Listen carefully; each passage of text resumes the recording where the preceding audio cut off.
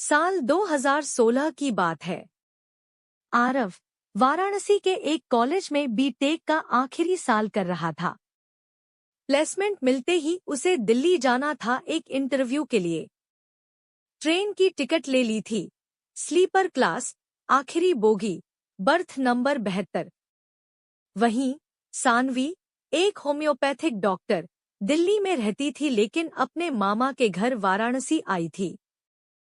किसी पारिवारिक कार्यक्रम से लौटते समय वही ट्रेन ली जो आरव ने ली थी और संयोग से उसी बर्थ पर थी, 71 नंबर।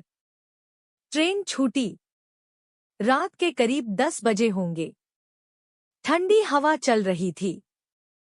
स्लीपर बोगी में हल्की हलचल थी। आरव खिड़की के पास बैठा था और सामने वाली सीट पर आई सानवी, प्यारी मुस्कान, शांत स्वभाव। मुझे खिड़की चाहिए थी, सानवी ने धीरे से कहा। आरव मुस्कुराया, बिल्कुल, लीजिए। मुझे तो हवा से सर्दी लगती है। यहीं से बात शुरू हुई। ट्रेन रात भर चलती रही और दोनों की बातें भी। जीवन, लक्ष्य, किताबें, संगीत, न जाने कितनी बातें साझा की उन्होंने। नींद आई, लेकिन दिल जागता रहा। सुबह हुई। ट्रेन दिल्ली पहुंच गई। अब दोनों को अपने अपने रास्ते जाना था। सानवी ने हिचकते हुए कहा, अच्छा लगा आपसे मिलकर।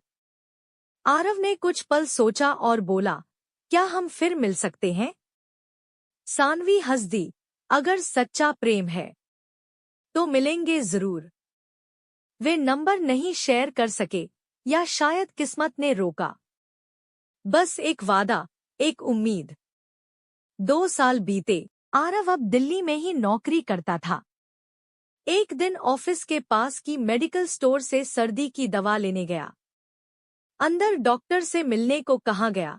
जैसे ही डॉक्टर का नाम सुना, डॉक्टर सानवी शर्मा, उसका दिल धड़क उठा।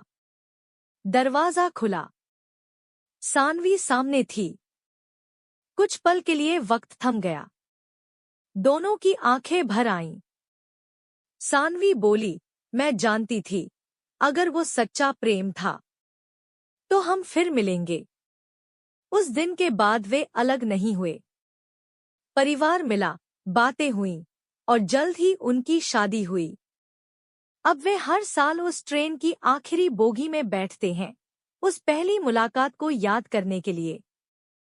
सच्चा प्रेम ना तो समय का मोहताज होता है, ना हालात का। अगर इरादे साफ हों और दिल सच्चा हो तो मिलन निश्चित होता है।